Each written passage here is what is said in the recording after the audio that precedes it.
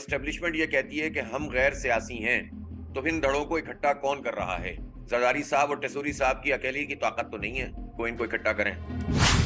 कि अब ये 50 धड़े भी इनके इकट्ठे कर देना तो भी ये जीरो जमा जीरो ही रहेगा, कुछ भी नहीं मिलेगा, बल्कि सबकी सियासत अब खत्म होने जा रही है। आईसीयू में पड़ा हुआ है कराची, फिर भी आधी मईशत चला रहा है। 54% एक्सपोर्ट कर रहा है, 67% रेवेन्यू दे रहा है और जीडीपी में 30 to 35% इसका हिस्सा है। आप इसको डेवलप करेंगे, पूरा पाकिस्तान डेवलप होगा। एमक्यूएम जो पीडीएम के साथ मिली है, ये एस्टेब्लिशमेंट ने ये गठजोड़ बनवाया है, सारा फैसिलिटेट किया। मेरी राय तो यही है कि एस्टेब्लिशमेंट ने पीटीआई से तोड़कर पीडीएम से मिलवा दिया है। नहीं तो पीटीआई को भी लाने वाली और मेरी राय थोड़ी है ये पीटीआई को लाने वाली अगर एस्टेब्लिशमेंट थी तो ये बात भी बाजवा साहब ने खुद बताई है, और अगर बाद में भी हुआ है तो खुद फौज के लोगों ने बताया। मुझसे क्या पूछ रहे हैं आप अफवाज पाकिस्तान के लोगों से पूछें, वो आपको बता देंगे हमने किस किस को किस किस तरह फैसिलिटेट किया था। अस्सलाम वालेकुम जी, आपसे मुखातिब है कराची से अमीर जमात इस्लामी हाफिज नईमुर रहमान साहब हमारे साथ मौजूद हैं। हाफिज साहब अस्सलाम वालेकुम। वालेकुम अस्सलाम रहमतुल्लाह जनाब। हाफिज साहब, ये जरदारी और टेसोरी डॉक्ट्राइन क्या है सर? जरदारी टेसूरी डॉक्ट्राइन ये है कि एमक्यूएम के जो मुख्तलिफ धड़े हैं, इन धड़ों को इकट्ठा करें और इकट्ठा करने के बाद अभी तो ये फ्रेंडली फायर हो रहा है, लेकिन फिर ये आखिर में जाकर कोशिश करें कि इलेक्शन से फिर फरार इख्तियार करें, फिर कराची के लोगों को बेवकूफ़ बनाएं और फिर उसके बाद ये महाजिर मंजन बेचें, ये सिंधी मंजन बेचें, महाजिर सिंधी आपस में लड़ते रहें, नफरत करते रहें और फिर उसके बाद जो कुछ भी इनके पास मैंडेट आए ये दोबारा जरदारी साहब की गोद में चला जाए, जो कि 35 साल से हो रहा है।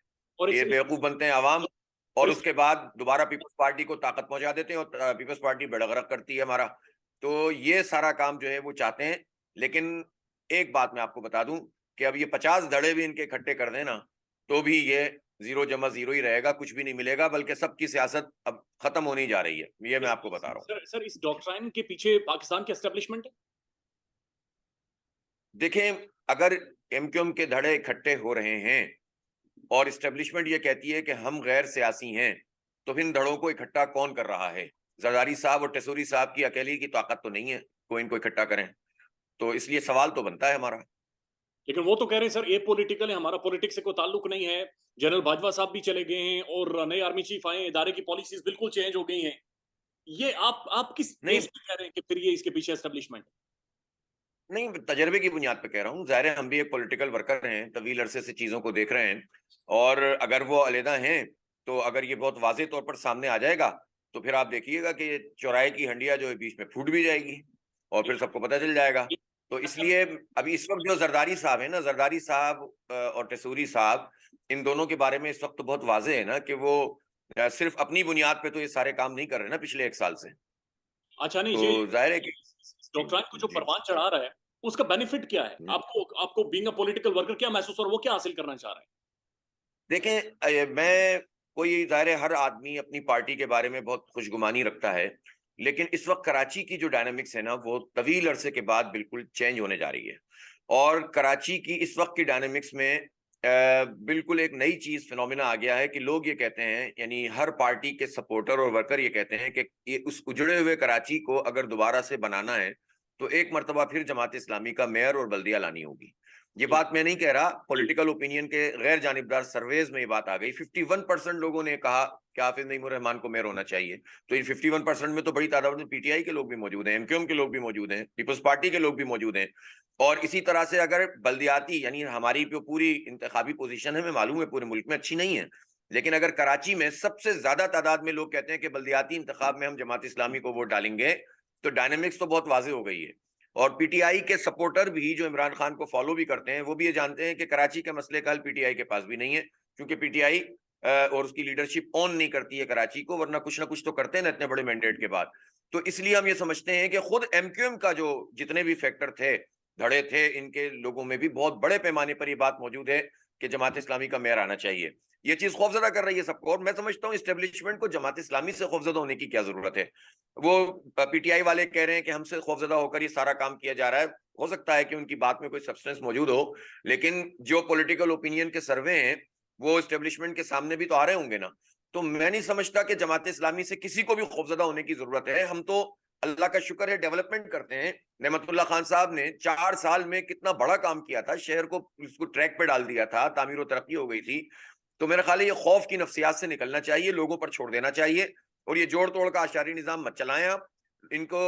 अच्छा देखें, एक और बात भी बताऊं, मुझे तो कोई परेशानी नहीं है, यानी पीटीआई का रिएक्शन मेरी समझ में नहीं आ रहा, उसको चूंकि कराची की डायनेमिक्स का अंदाजा किए बगैर ही बस हवा में चल रहे होते हैं, उनको किससे खौफ आ रहा है? यानी एमक्यूएम के जितने दड़े भी इकट्ठे इस वक्त हो जाएं, पॉलिटिकल ओपिनियन पे कोई फर्क नहीं पड़ेगा, बल्कि और ज्यादा आप देखिएगा कि मसाइल का शिकार होंगे। तो खौफ खाने की जरूरत नहीं है, काम करें, हम भी काम कर रहे हैं, हम भी लड़ रहे हैं, एक जंग है, आसाबी जंग है, सियासी जंग है, पुरअमन तरीके से जिद्दोजहद कर रहे हैं, अल्लाह का शुक्र है लोगों में पजीराई हो रही है, हम जाएंगे इलेक्शन में, लेकिन इलेक्शन से नहीं भागने देना चाहते हम। एक माइंड सेट है एस्टेब्लिशमेंट में भी, सियासतदानों में भी, और पॉलिटिकल पार्टीज में भी, कि वो कराची की ओनरशिप नहीं लेते, कराची को डेवलप करते हुए कुछ परेशानी सी महसूस करते हैं। इसी परेशानी को मैं चाहता हूं कि खत्म किया जाए, और ये बात समझ ले लो कि आज अगर हमारे मुआशी हालात खराब है मुल्क के, तो उसमें की फैक्टर ये है कि कराची को आपने मेंटेन नहीं किया हुआ, कराची को डेवलप नहीं किया हुआ। आईसीयू में पड़ा हुआ है कराची, फिर भी आधी मईशत चला रहा है, 54% एक्सपोर्ट कर रहा है, 67% रेवेन्यू दे रहा है, और जीडीपी में 30 to 35% इसका हिस्सा है। आप इसको डेवलप करेंगे, पूरा पाकिस्तान डेवलप होगा। हमें हमें खुशी होगी इस्लामाबाद डेवलप हो, लाहौर हो, पेशावर हो, लेकिन हमने कसूर क्या किया कि हम पर ऐसे माफियाज को मुसल्लत किया जाए? ये हमारा कसूर नहीं है। जी, जी। जी। नईम साहब ये बताएँ बराए मेहरबानी कि अयाज सादिक साहब को बाकायदा से सिंध भेजा गया है, कराची भेजा गया है कि वहाँ पर जाकर मामलात को सॉर्ट आउट करवाएँ। लेकिन इस्लामाबाद में जहाँ पर फेडरल हुकूमत है नून लीग की, यहाँ पर ये इंतखाबात से भाग रहे हैं, कभी इलेक्शन कमीशन ऑफ पाकिस्तान, कभी इस्लामाबाद हाई कोर्ट, कभी बाकी कोर्ट्स में। लेकिन कराची के अंदर ये भाग दौड़ कर सर इंतखाबात किसी तरह से करवाना चाह रहे हैं जो 15 जनवरी वाले हैं। ये सोच क्या है? नहीं, जी, नहीं, नहीं, नहीं, नहीं, आप क्या समझ रहे हैं कि जो अयाज सादिक साहब आए वो इंतखाबात करवाने के लिए आ रहे हैं? ये क्यों आ रहा है? इंतखाबात मुअख्खर करने के लिए कोशिश करना चाहेंगे वो, इसलिए कि एक बात तो आप समझ लें, इन मौजूदा हालात से कतई नजर भी ये तीनों बड़ी पॉलिटिकल पार्टियां, तीनों बड़ी पॉलिटिकल पार्टी जिसमें पीटीआई, नून लीग और पीपल्स पार्टी है, इनका ट्रैक रिकॉर्ड उठा लें, ये बल्दियाती इंतखाब नहीं कराना चाहते। देखिए, नून लीग की हुकूमत पंजाब में रही कितने अरसे, कोर्ट के जरिए से इंतखाब कराना पड़ा एक दफा, फिर अभी भाग रहे हैं, इस्लामाबाद से भाग रहे हैं। केपी में पीटीआई की हुकूमत तो अब 8-9 साल से है, कोर्ट के जरिए से इंतखाबात हुए हैं। ठीक है, इसी तरह से सिंध में पीपल्स पार्टी ने 2009 से 2015 तक 6 साल तक एडमिनिस्ट्रेटर से चलाया, और इस पूरे अरसे में एमक्यूएम उनकी इत्तेहादी थी, ये भी एक अहम बात है। फिर उसके बाद अब 2.25 साल से वो इलेक्शन नहीं करा रहे, हम पीछे पीछे भाग रहे हैं, सिर्फ जमात इस्लामी है जो पीछे लगी हुई है। तो ये तो चाहते नहीं है। देखें, इनका माइंडसेट ये है, ये इलेक्टेबल की सियासत करते हैं, ये ताकत की सियासत करते हैं। अगर इनकी अपनी पार्टी के लोग भी नीचे जीत जाए ना, तो ये उनको भी इंपावर नहीं करना चाहते, इसलिए कि हमारा तो स्टांस ही ये है कि कोई कराची को ऑन नहीं करता और हम ऑन कर रहे हैं। हम बच्चों को पढ़ा रहे हैं, बनो काबिल के प्रोग्राम के जरिए अभी इसी जनवरी में हम 10,000 लड़के और लड़कियों के कोर्सेज शुरू कर रहे हैं।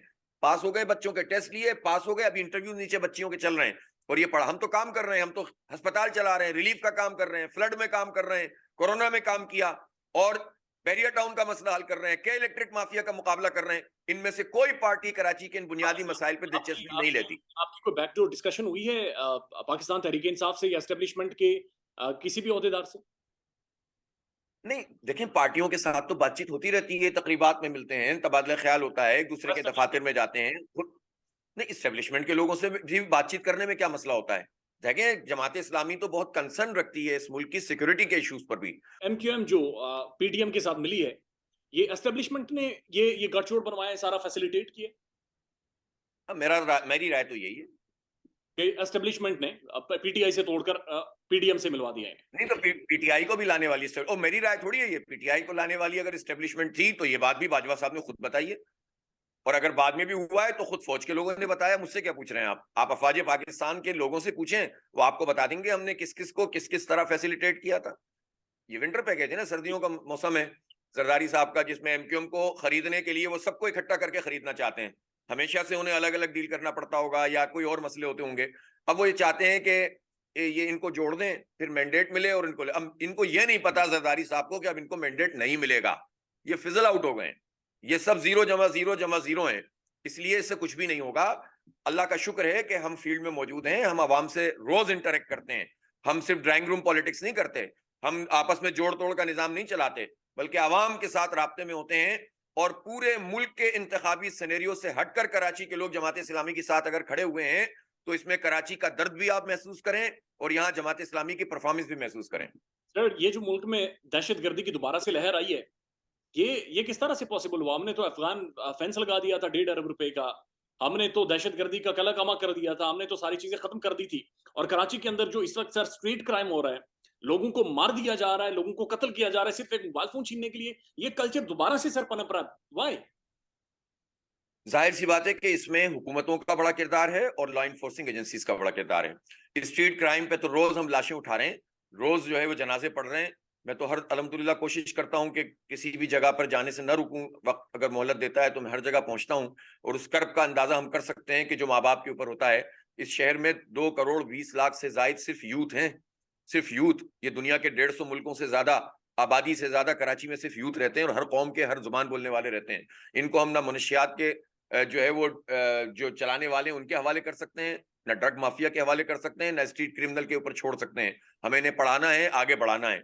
अगर एमक्यूएम के तमाम धड़ों को मिला दिया जाता है और ये पूरा नक्सस आपके खिलाफ इंतखाबात में आ जाता है, चलें आप तो पूरी उम्मीद है कि आप लोग जीतेंगे और अगर हार जाते हैं और सिस्टम को मैनेज किया जाता है, इंतखाबात को मैनेज किया जाता है, आप लोग क्या करेंगे? आप लोगों के पास ऑप्शन क्या बचेगा?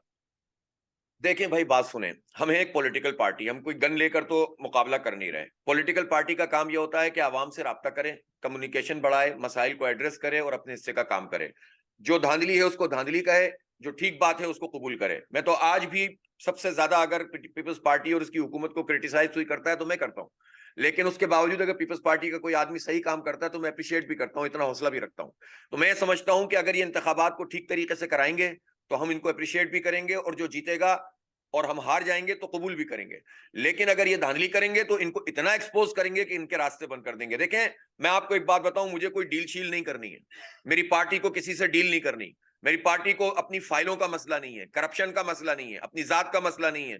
हम जिस हौसले के साथ एक नजरियाती तहरीक है, हम हारने का हौसला रखते हैं और मुस्तकिल जिद्दोजहद का आजम रखते हैं। हमारे लिए ये प्रॉब्लम नहीं है कि अगर 4 साल निकल गए तो मैं मर जाऊंगा तो खत्म हो जाएगा तहरीक। तहरीक हमारी खत्म नहीं होगी। हम इंशाल्लाह इनको इतना एक्सपोज करेंगे कि इनकी तबीयत साफ कर देंगे। इसलिए आप जेन्युइन तरीके से आइए, मुकाबला कीजिए, लेवल प्लेइंग फील्ड दीजिए और मुकाबला करके जीत जाइए, आपको सलाम करेंगे। लेकिन अगर आपने हमारा रास्ता रोकने की कोशिश की तो आपके सारे रास्ते बंद कर देंगे। बस ये भी मैं आपको बहुत वाज़ेह मैसेज देना चाहता हूँ। हाफिज़ नईमुर रहमान साहब, सर आपने बड़ी बैलेंस टॉक की है और बहुत-बहुत शुक्रिया आपका sir. Thank you so much. Thank you very much. Thank you.